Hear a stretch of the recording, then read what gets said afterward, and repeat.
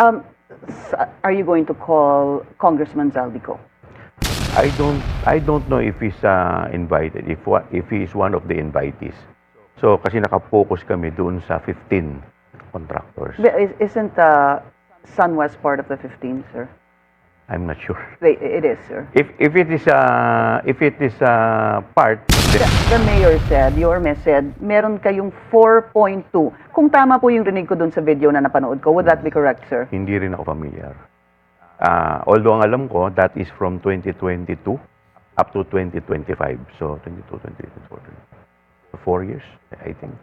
So, Is it important for you to check, sir? And is it important for you to check, number one, how much? And if they're actually working, kung meron pong substandard at kung Yeah. meron pong ghost. yes, actually, but the problem is, yung first term ko, so that is 22 to 24, pagkakaintindi ko kasi yan, binabagsak yan ng national government. Project nila yan. So ako naman kasi, pag project ng national government, hindi ko pinakikialaman. So I don't meddle with the national government projects as long as hindi na peperwisyo yung distrito ko. Although, I would from time to time call their attention. Like for example, gumawa sila ng isang project na tinamaan yung distrito ko, yung NLEX-SLEX connector. So, tinamaan yung distrito ko somewhere in Blumentritt. Nagkabaha-baha. Why? Kasi nagbara-bara yung mga drainage. So, nagtayo sila doon ng mga daanan, pero ang problema, yung mga drainage doon, bumaha. So, initially, hindi ko... Bumaha o bumara? Bumara kasi yung mga semento, Okay. Walang nadaluyan? Yes, walang Okay. nadaluyan. So, ang ginawa ko, hindi ko naman alam kung sinong tatawagan ko rin. So, ang ginawa ko noon, at that time, ang tinatawagan ko at kinukulit ko, DPWH. Sabi ko, yung lugar ko dito, nagkakagulo-gulo. Ang pangit, ang baha. Una-una, pumangit yung area. And then, secondly, bumaha. So, sabi ko, ayun, susungkit-sungkitin nila. But, No, that's not enough. that's not enough. Yeah. Ang problema is, feeling ko lang, parang gumagawa ng project ang mga national government nang hindi nagko-coordinate. And that's something that needs to be talked about. There's going to be a hearing tomorrow, and I think it's also important to highlight that, sir. Because to be Yes. frank with you, hindi na po namin alam ano ba talaga ang batas when it comes to national projects, Yes. funded projects, and what is the participation or the Yes. oversight of congressmen or the local government officials. Yes. Parang medyo nagkakalabo-labo po. Maybe that's something that can be covered in tomorrow's hearing, but we'll talk about that after the break. We'll continue our discussion with Manila 3rd District Representative Joel Chua when we return. So with us, Manila 3rd District Representative Joel Chua. Tomorrow there's going to be a hearing by the House of Representatives. It's a TRICOM, and Congressman, you will be heading the public accounts, hindi ho ba? Yes, tama. And the other two are? No, I will be heading the good government, and then Congressman Terry Ridon will be the chair of the public accounts, and then Chairman Momo, Congressman Momo, will be the chair of public works. Okay. Before we went on a break, and actually before we went on a break and we were on commercial break, we were talking about it. I think it's also important, Congressman, that we actually really find out what the participation is of a Yes. congressman. What is the participation of a mayor, of a governor, with projects that are being implemented in your areas of responsibility? Hindi ho ba kailangan? Kasi para po sa amin, kung meron pong, sabihin po natin may 4.2 billion flood control projects sa inyong distrito, kung tama po yun, between 2022 to 2025, what exactly can you do about it? Should you be the one to really look around and check if they are working, if they are substandard, if they're actually ghost? Is it supposed to be the DPWH? Is it supposed to be the mayor? Okay. Sino ho ba talaga? Pinky, let me just first clarify, no, yung budget cycle. Because akala mo yung buong yun during my term, di ba? Yung 2022 at saka 2023, previous term yan. Ang present Let's administration... clarify. Ibig sabihin, Yes. that was a term of your predecessor. Okay. Yes. Yung term namin, 2024 and 2025. Now, baka mamaya isipin mo, bakit 2023, congressman ka na noong 2022? 2022, nakaupo ka na. Yes. So ganito po kasi yan. Yung budget ng 2022, pinapasayan at pinag-aaralan 2021. So pagdating mo, meron na talagang budget allotted for that, 'di ba? So yung 2023, Pine-prepare yan ng 2022. But election is 2022, tama? Ang budget, May ng yes, 2022. May. Ang budget call is January. Okay. Pine-prepare yan ng mga department as early as January.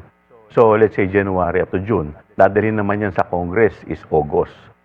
Tama? Ibig sabihin, parang wala pa ho kayong kinalaman. Siyempre, hindi mo naman kagaya ko, hindi naman ako engineer, hindi ko naman naiintindihan yan. 'Di ba? So, pagdating dan sa pagdating sa Congress, nung nag-assume kami noong 2022, 'di ba? July 1st ang assumption. Pero, pinatawag kami, which is yung first day namin, SONA.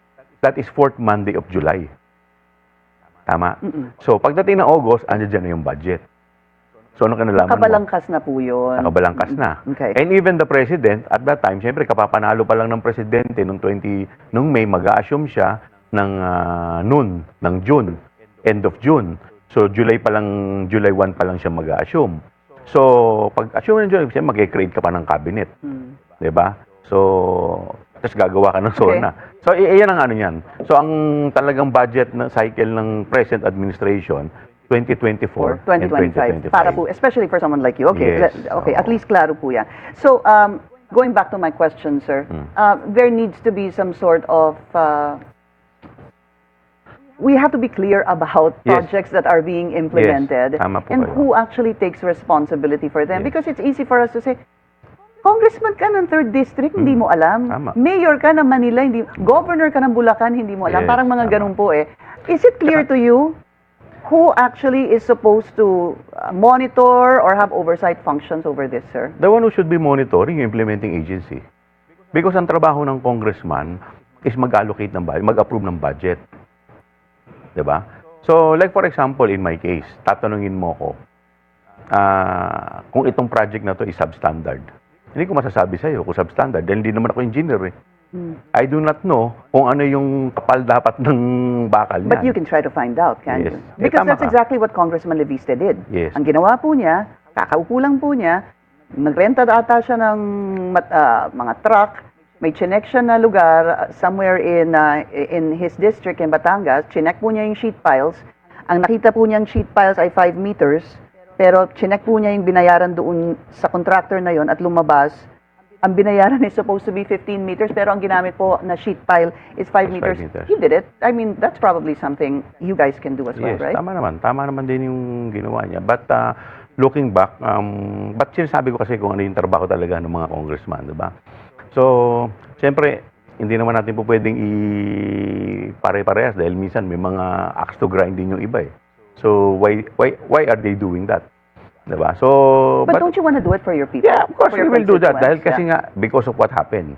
Eh, siyempre ngayon, nalaman na natin, may ganyan pala mga istorya. Ang nagiging problema ngayon, ang tingin ko kasi, the program itself, yung flood control, wala namang problema. Ang problema, pagka ginose mo, or nag-substandard ka, Or, Diba? kontratista yung kapamilya mo. kontratista O yung ikaw. kapamilya mo, or Okay. ikaw mismo. Diba? So, yun ang problema. So, kaya nga dapat lahat din yan. Bukas, malalaman natin lahat kung matitingnan natin kung ano yung mga dapat nating itanong. Si Mayor Benji Benji po, Magalong, ipapatawag nyo na ho ba? Pinadalan nyo na ho ba siya ng imbitasyon? Ang alam ko bukas, because I think we have a short period of time. Until 2 o'clock lang yata kami bukas dahil meron pa kaming session. No? So, ang mga pinadalan yung lahat ng mga kontratista, yung top 15. And then of course, yung mga RD. At yung mga controversial na DE, I think. So, The regional and district engineers may district engineer, tsaka mga regional, mga and the top pinatawag. 15 contractors. What happens, sir? Kasi nagkaroon po today, second day ng hearing. How different will your hearing be compared to, sabihin po natin dun sa Senado ngayong araw? Well, alam mo, Pinky, kasi ang tingin lahat ng mga tao pagka-investigation is, it's all about it's all about the kung sino yung may kasalanan, yung mga crimes, diba? So, lahat naman yan i-consider natin, diba? But we have to remember that this is investigation in aid of legislation. Kaya, syempre, tinitignan din natin, hindi lang yung mga pagkukulang, ano rin yung mga remedyo na dapat natin gawin. kailangan ho ba bang pag-usapan yung panukala ni Senate President Chis Escudero na dapat wala ng kapamilya na sumasali sa mga kontrata ng gobyerno until the fourth degree? Would that be something that could be in aid of legislation? I think there is a law na talaga namang bawal, if I'm not mistaken. At saka siyempre, para maiwasan na rin yung mga duda ng mga kababayan natin na nakikialam ka, kaya nagkakaroon ng ganyan.